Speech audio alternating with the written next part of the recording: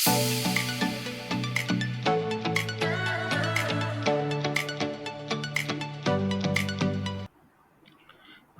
minasyaitonirrajim. Bismillahirrahmanirrahim. Alhamdulillahirabbil alamin wassalatu wassalamu ala asyrafil anbiya'i wal mursalin sayyidina Muhammad wa ala alihi washabihi ajmain. Rabbi shrah li sadri wa yassir li amri wahlul 'uqdatam min lisani yafqahu qawli. Amma ba'du. Okay, saya Syafizul Bahtiar bin Muhtar, pelajar SPHU batch 13 Julai 2023. InsyaAllah pada sesi kali ini saya akan membuat sedikit tazkirah ataupun perbincangan berkenaan tips kewangan untuk jemaah haji dan umrah. Okay, saya bagikan modul saya ini, pandangan saya kali ini kepada 4 bahagian, iaitu perancangan awal, yang kedua adalah persediaan sebelum berangkat, ketiga adalah semasa di tanah suci, dan juga keempat adalah selepas umrah ataupun haji itu sendiri. Okay, untuk yang pertama sekali, perancangan awal, perancangan kewangan awal ini adalah semasa kita sebelum berangkat ke sana, dan juga masa kita baru plan, baru rasa-rasa nak pergilah. Okay, so yang pertama sekali kita kena tentukan adalah bila kita nak pergi, tarikh ibadah tersebut, kerana ada certain tarikh dia akan jadi, harga dia akan jadi mahal. Contoh masa Ramadan ataupun masa cuti sekolah ataupun masa musim sejuk. So kebiasaannya masa-masa tersebut dia akan jadi mahal sedikit lah harga dia. So yang kedua adalah siapa yang nak dibawa. Okay, siapa yang dibawa kita kena tentukanlah, sama ada kita nak pergi dengan isteri ke, ataupun nak pergi seorang ke, ataupun pergi nak kawan-kawan ke, ataupun dengan anak beranak ke. Okay. So yang ketiga adalah jarak hotel daripada masjid. Sebabnya kalau jarak tu terlalu dekat, harga dia akan lagi mahal berbanding dengan jarak hotel yang lagi jauh. Itu adalah kita kena pastikan, kita kena tentukan pakej umrah atau haji yang bersesuai, berpatutan berserta dengan plat insurans jugalah. Ini adalah biasanya dekat dalam pakej-pakej tersebut dia akan terangkum kos-kos ini. Contohnya tiket penerbangan ataupun penginapan ataupun makanan ataupun pengangkutan tu sendirilah. Okay.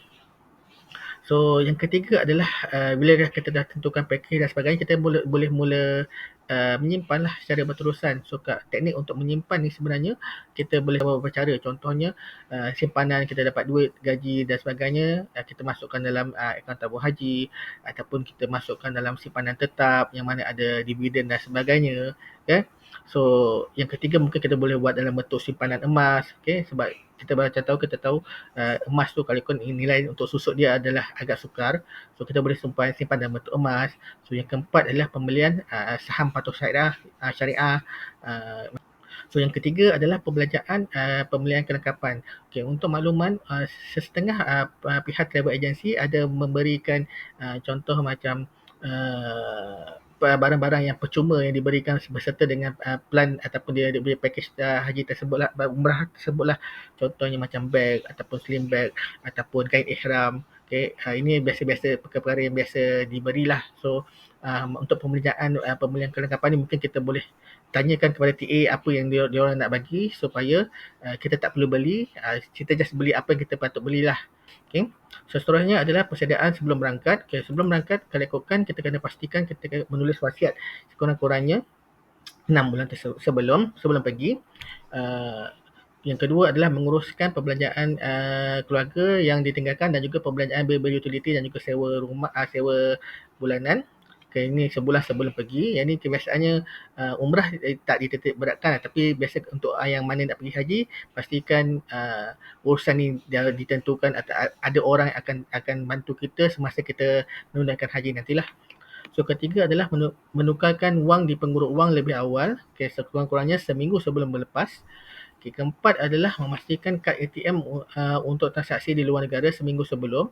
Okay. Lagi-lagi untuk jemaah haji, sebabnya biasanya kalau macam kadang-kadang kita duduk lama kat sana, yang mana kadang-kadang kita dah, walaupun kita dah tukar duit dekat pengurus wang, kadang-kadang kita dah mungkin terlebih beli barang dan sebagainya, kita perlu untuk buat pengeluaran lagi. So itulah pentingnya kita kena aktifkan kad ATM ni supaya boleh melakukan transaksi di luar negara. Okay. So yang kelima adalah memastikan cukup duit tunai semasa kecemasan. Dan juga ini saya nak uraikan sikit dah pengurusan wang kecemasan. Apa yang duit-duit yang biasanya kecemasan yang akan berlaku masa-masa ada kat sana. So yang pertama adalah ubat-ubatan ataupun penyakit khas. So yang kedua adalah bayaran untuk klinik ataupun hospital jika jatuh sakit. Okay. So yang ni kalau bila kalau dah sakit kat sana, kena hantar ke hospital. kos untuk rawatan dekat hospital biasanya ditanggung oleh pihak pesakit tu sendiri. So yang tu kalau ikutkan kita kena standby duit jugalah. So ketiga adalah bayaran dam jika tiba-tiba terkena dam. Okay. So yang keempat adalah beg pakaian ataupun dokumen tertentu saja yang hilang ataupun terlambat sampai. Okay. So ketiga adalah semasa di tanah suci.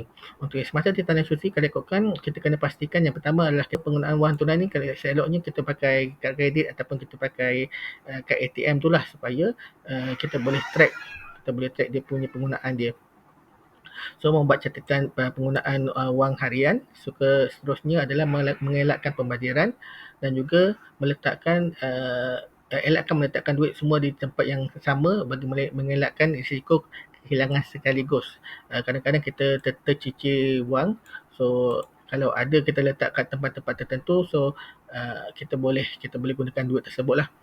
So selepas pulang daripada umrah ataupun haji, kita kena pastikan kita semak balik apa yang pembelajaran kita semasa ada kat sana.